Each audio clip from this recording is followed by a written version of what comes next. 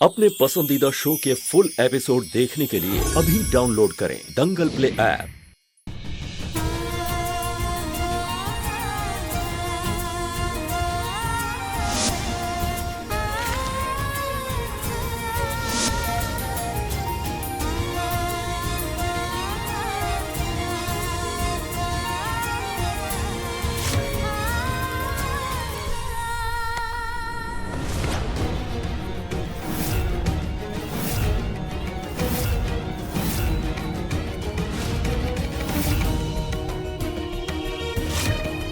ये क्या कर रही थी तुम?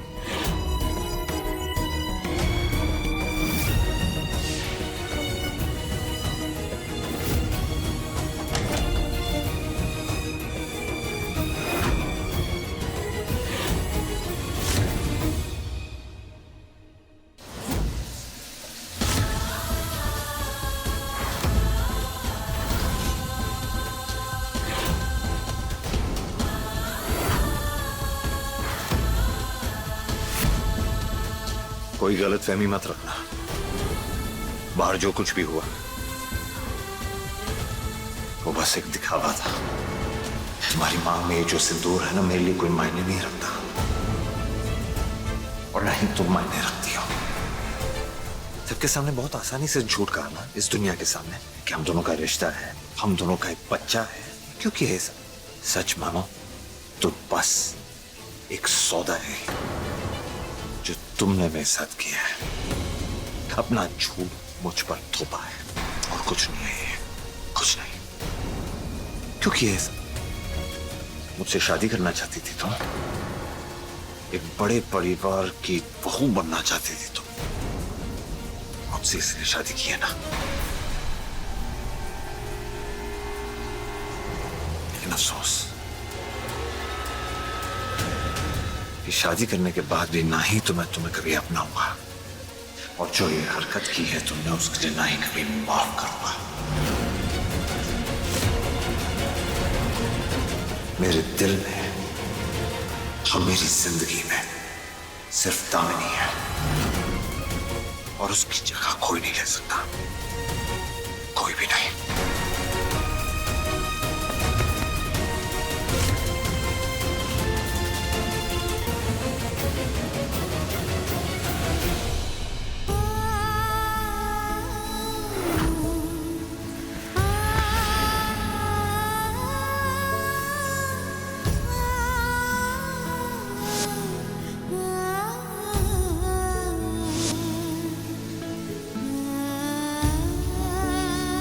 तुम्हारी मांग में ये जो सिंदूर है ना, मेरे लिए कोई मायने नहीं रखता, और ना ही तुम मायने रखती हो।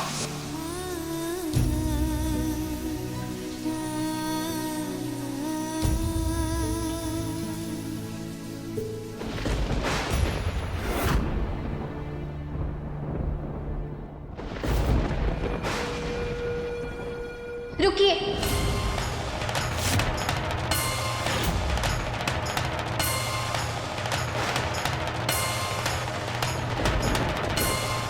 आपने शादी के पहले, शादी के बाद और आज तक मुझे बहुत कुछ सुनाया है, बहुत बुरा भला कहा है मुझे, लेकिन मेरी एक भी बात नहीं सुनी।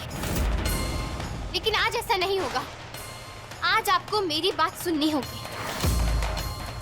मैंने कई बार आपसे सच बोलने की कोशिश की, लेकिन आपने हर बार मेरी बात को अनसुना कर दिया। शादी के पहले भी आपसे सच कहने की मैंने कोशिश की थी, लेकिन आपने मुझे घर से बाहर ही निकाल दिया। और मैं जब घर से बाहर जा भी रही थी तो अगले ही पल सब कुछ बदल गया। उसकी भी जिम्मेदार तुम खुद हो। जी नहीं, मैंने कुछ गलत नहीं किया था। मेरा सच तब भी वही था और आज भी वही है। वो वीडियो मैंने नहीं बनाया था। फिर भी आपने मुझे पुलिस के हवाले कर दिया।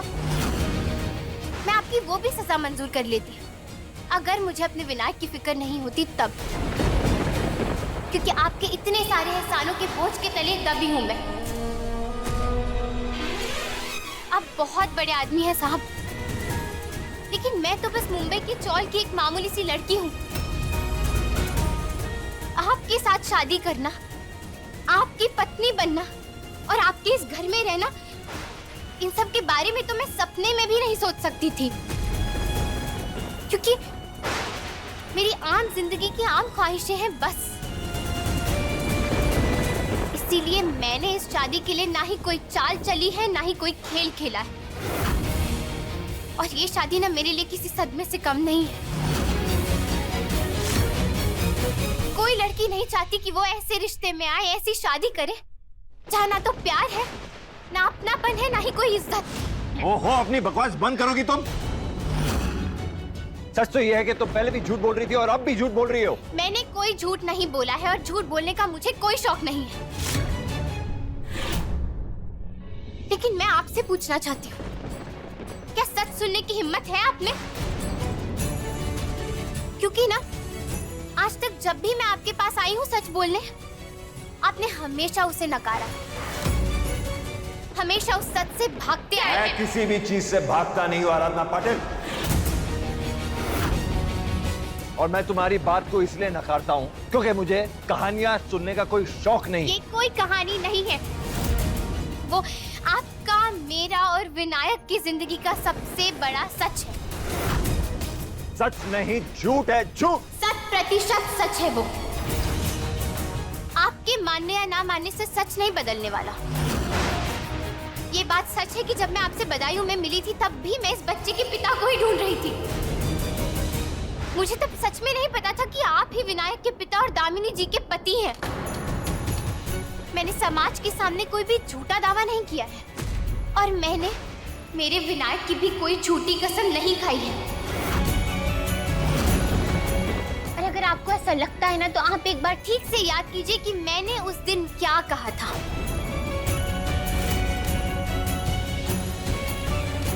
मैं मेरे विनायक की कसम खाकर कहती हूँ, ये बच्चा माधव साहब जी का ही है। ये बात सच है कि ये बच्चा आपका है। ये आपका और दामिनी जी का बच्चा है। और मैं उसकी सरोगेट माँ हूँ जिसे आपकी पत्नी दामिनी जी ने खुद चुना था। मुझसे बस एक गलती हुई कि मैं इस बच्चे के पिता के बारे में ढंग से बता नहीं पाई। क्योंकि उस दिन जब आपने कंप्यूटर में चेहरे का नक्शा बताने को कहा था तो मैं आपका चेहरा आपको कैसे बताती, तो मुझे कुछ समझ नहीं आया। तो उस वक्त मेरे दिमाग में जो कुछ भी आया मैंने बस वही कह दिया। और इससे पहले कि मैं कुछ सोच पाती, कुछ समझ पाती, उसके पहले ही एक तस्वीर बन चुकी थी, एक गलत तस्वीर। और ये गलत तस्वीर बनाने का मेरा कोई भी इरादा नहीं था। और मैंने ये बात बताने की भी आपको कोशिश की थी, लेकिन आपने तब भी मेरी बात नहीं सुनी। और मुझे सुनना भी नहीं है कोई सबूत तुम्हारे पास? इस बात का मेरे पास सबूत है। आपको याद है मैंने आपसे कहा था कि मैं दामिनी जी से मिली थी? मेरे पास उस बात का सबूत है। आप रुकिए, मैं अभी लेकर आती हूँ।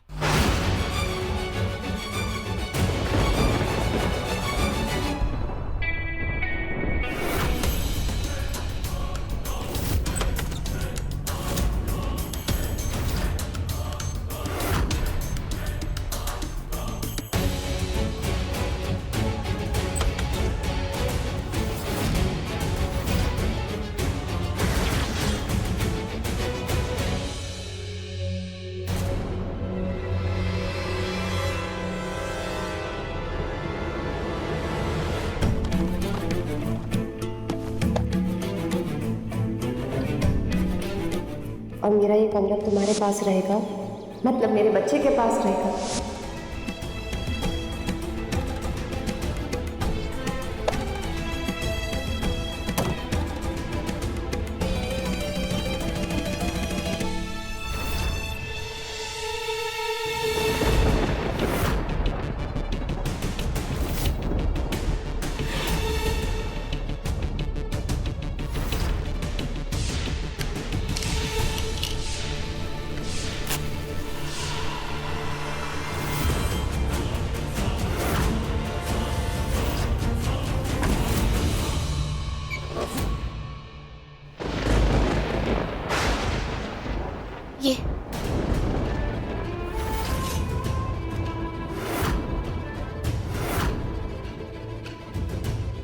ये कंगन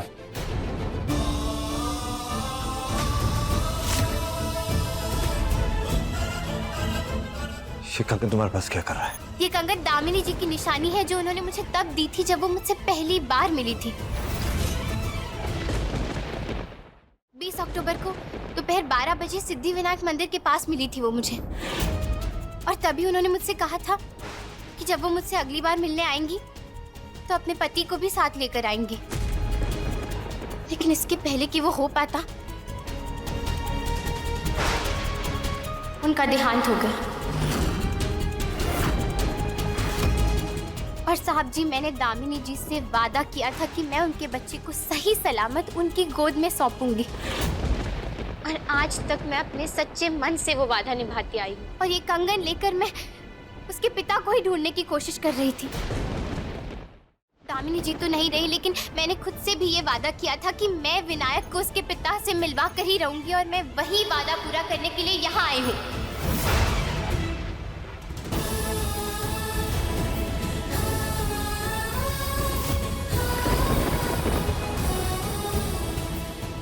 ये कंगन तो दामिनी का ही है। आखिरी बार जब वो घर से निकली थी तो यही तो पहन के निकली थी। और उसकी मौत के बाद उसके सारे गहने कमरे में ही हैं। ये कंगन है ना, ये मुझे किसी से गिफ्ट में मिला था। और इसके अंदर देखिए, आप ही की दुकान का नाम लिखा हुआ है। बड़ी बड़ी बातें करने का बहुत शौक है ना तुम्हें। आज तुम्हारा सच सबके सामने वापस आ जाएगा।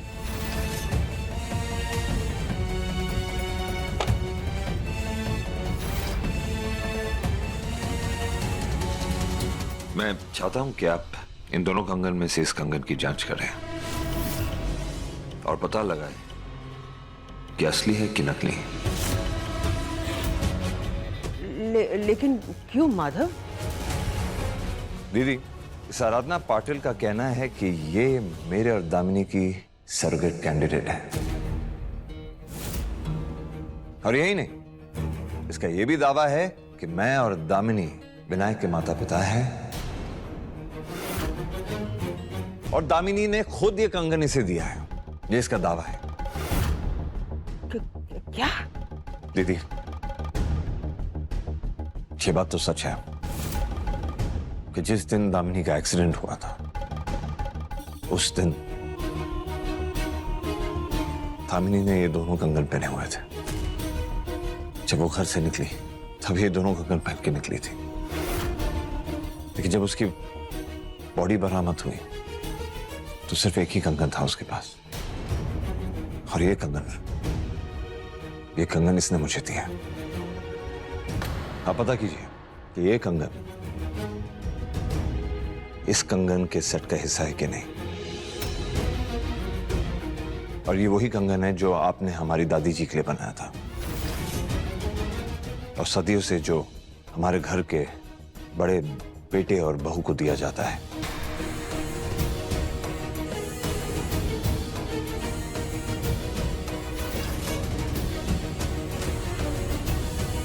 ये लग तो वही रहा है। फिर भी मुझे एक मौका दीजिए, मैं इसे चेक करके बताता हूँ। बिल्कुल, आज सबको यहाँ सच का पता लग ही जाएगा।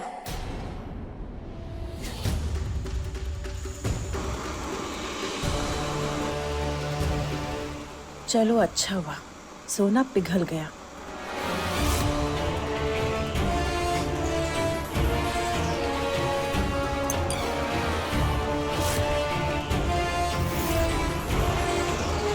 और आज सबको पता लग जाएगा कि आराधना सच कह रही है झूठ।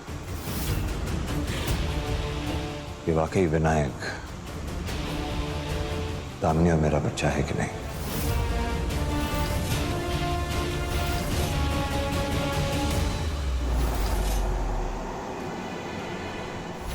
ये काला काला क्या है?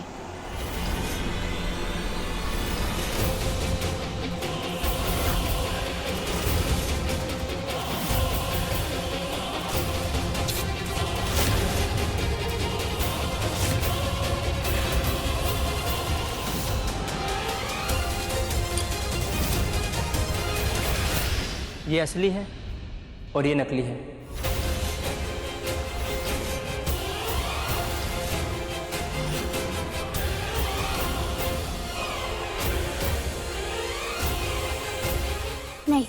नहीं हो सकता। ये कंगन नकली नहीं है, मैं जानती हूँ ये। माधव, हमने तुमसे कहा था ना, इस लड़की की किसी भी बात पर बिल्कुल भी भरोसा मत करना। ये कभी मिली होगी तुम्हारी पत्नी दामिनी से। उसकी कहानी सुनकर इसे लगा होगा कि ये उसका फायदा उठा सकती है। उसके बैंगल की डिजाइन देखकर इसने नकली बैंगल बनवाई होगी और आज इसी बैंगल का इस्तेमाल करके ये एक नई और झूठी कहानी तुम्हें सुना रही है।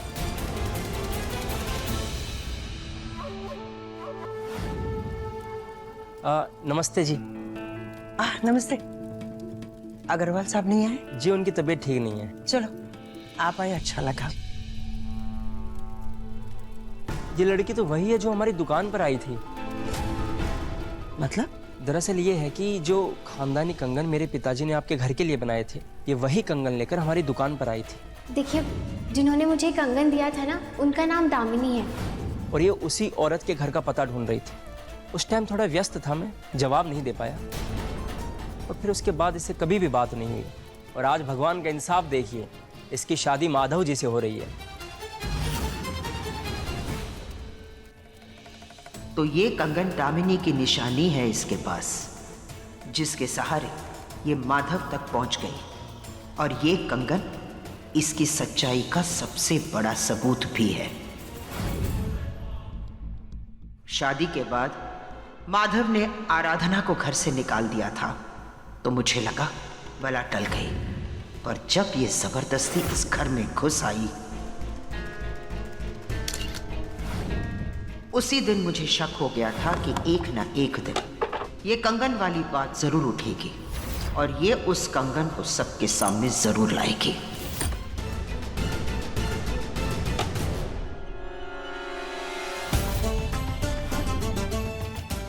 तूफान का इंतजार करना मेनका की आदत नहीं है।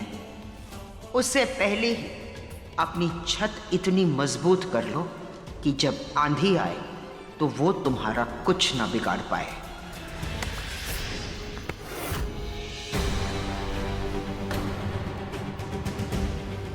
यही है तुम्हारा सच, वो सच जो तुम चिल्ला चिल्ला के सबको बोल रही थी।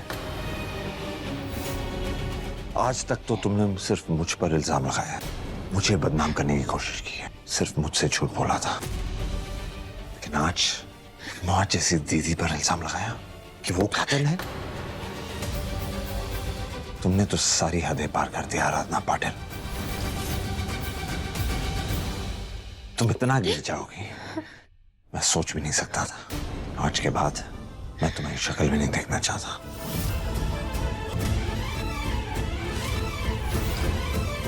अब माफ करना तो दूर की बात है।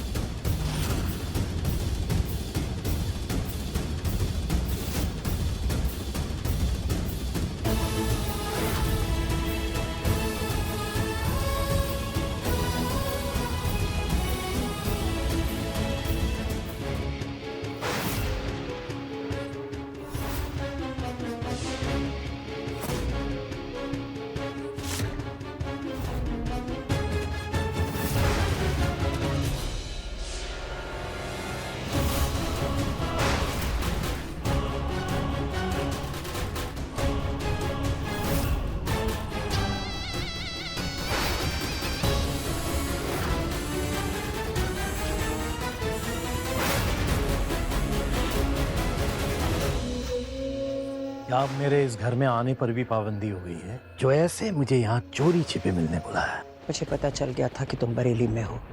एक जरूरी बात करनी थी तुमसे। सुबह का इंतजार मैं नहीं कर पाई, इसलिए तुम्हें यहाँ बुलाया। चलो, मेरी याद तो आई तुम्हें। ओह, इधर उधर और फालतू बातें करने के लिए मैंने तुम्हें यहाँ नहीं बुलाया। एक सवाल पूछना था तुमसे। पूछो, क्या पूछना है? तुम उस बच्चे को मारने की कोशिश कर रहे हो ना? अगर मैं उस बच्चे को मारने की कोशिश करता ना, तो आज वो बच्चा इस दुनिया में नहीं होता। इनफैक्ट मुझे तो लगता है कि उस बच्चे को मारने की कोशिश तुम कर रही हो। अरे भाई, आफ्टर ऑल वो इस घर का वारिस है और तुम्हें तो सारा बिजनेस, सारी प्रॉपर्टी अपने बेटे के लिए चाहिए ना। तो तुम उस बच्चे को कैसे बर्दाश्त कर सकती हो? इसीलिए मुझे लगता है कि तुम पर उसको मारने का शक और इल्जाम सही लगा है।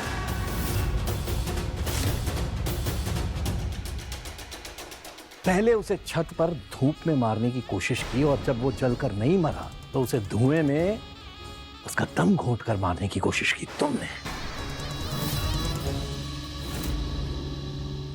इसके बारे में तुम्हें कैसे पता चला? इसके बारे में मैं खुद नहीं जानती। क्या हमारे घर में तुम्हारा कोई खबरी है क्या?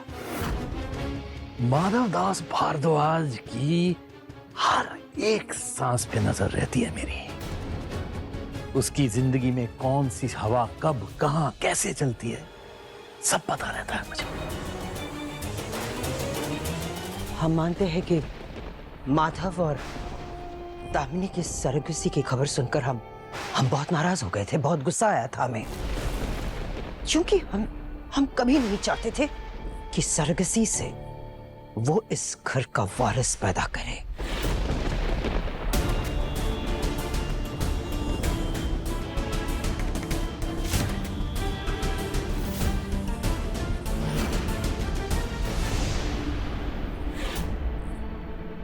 वो लड़की और उसका ये बच्चा हम इस घर के अंदर नहीं बर्दाश्त कर सकते, इसलिए जल्द से जल्द हम उन दोनों को इस घर से बाहर निकालना चाहते हैं। यह सच है, लेकिन यह भी सच है कि उस बच्चे को हमने कभी मारने की कोशिश नहीं की।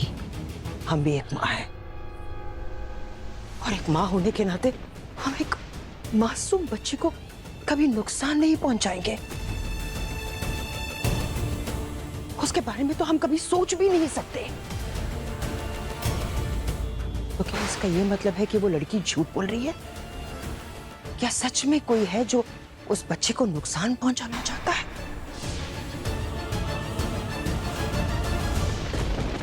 सुनो, अब तुम जाओ यहां से। अगर किसी ने हम दोनों को एक साथ देख लिया तो दिक्कत हो जाएगी। जाओ।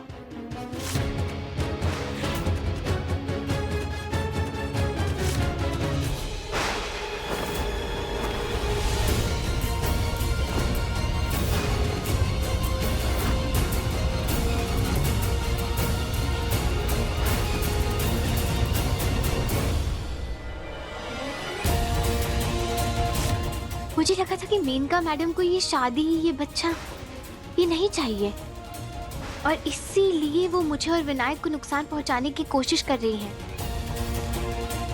पर मैं तो गलत थी। वो शायद सिर्फ इस शादी के खिलाफ है। मैंने उन्हें ही गलत समझ लिया। पर मेनका मैडम अभी बात किसके साथ कर रही थी? देखिए सफल होगी तेरी आराधना के लेटेस्ट एपिसोड्स कभी भी कहीं भी। अभी सब्सक्राइब करें दंगल प्ले ऐप।